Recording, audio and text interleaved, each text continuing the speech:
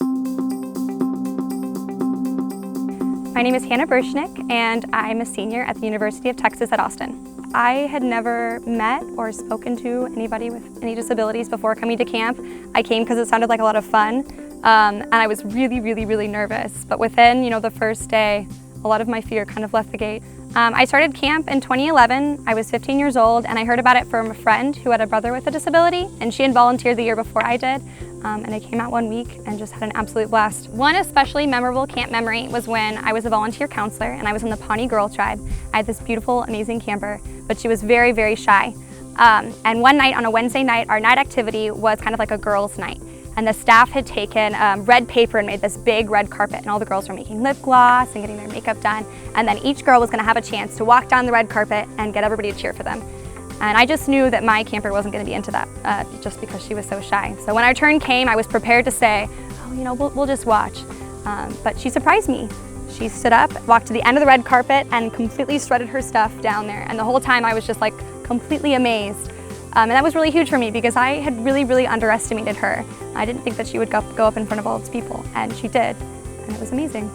Something that never gets old at camp for me is definitely canoeing. I love canoeing. It's my all-time favorite activity. Earlier in the summer, we almost didn't get to do canoeing because the river was so high. But instead, we took the canoes and we brought them to the pool, and we did canoeing in the pool, which was the first for a lot of campers. And I think that was a really special moment. We've got a part in our song that says, "There's no weather that can stop us because our love is so strong." And I think that really exemplified that. It didn't matter that the Guadalupe was running too fast. We were going to make sure that we got on the canoe and everybody was going to have a good time. So camp has had a huge impact on my career path because I'm going to be a special education teacher, and it's really impacted the way I think I'm going to teach.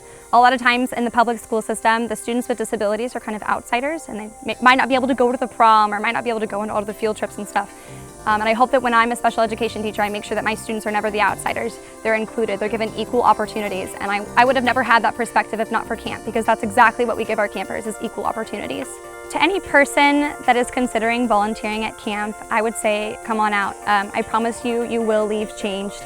I see a lot of very scared 14 and 15-year-old counselors come into my cabin on Sunday, and those same very scared 14 and 15-year-old counselors leave on Friday, or when their campers leave on Friday, they cry because they've missed them so much and they've had such a good time. So you will leave changed.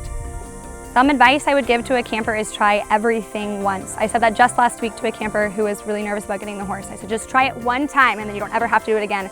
And sure enough, he got on the horse, absolutely loved it, and I think he's going to do it more than one time. An advice I would give to a camper parent is trust in camp. Last Sunday, I had a very nervous camper parent. Their camper was 15 years old. He had never been away from the house, let alone at a summer camp. And that mother actually told me when she called me later that she had cried the entire way home. She was so nervous about leaving her child with us, and leaving her child with a 16-year-old volunteer. That was really intimidating for her.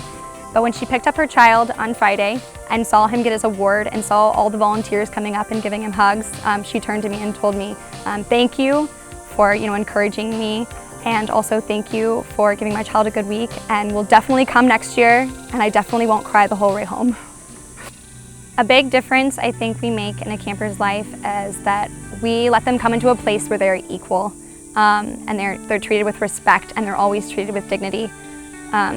I've been in a lot of schools where I haven't seen that happen, but as soon as the camper comes to camp, as soon as they come through those gates, they are given the utmost dignity. Because of camp, I'm a leader, I'm an advocate, and I'm a teacher.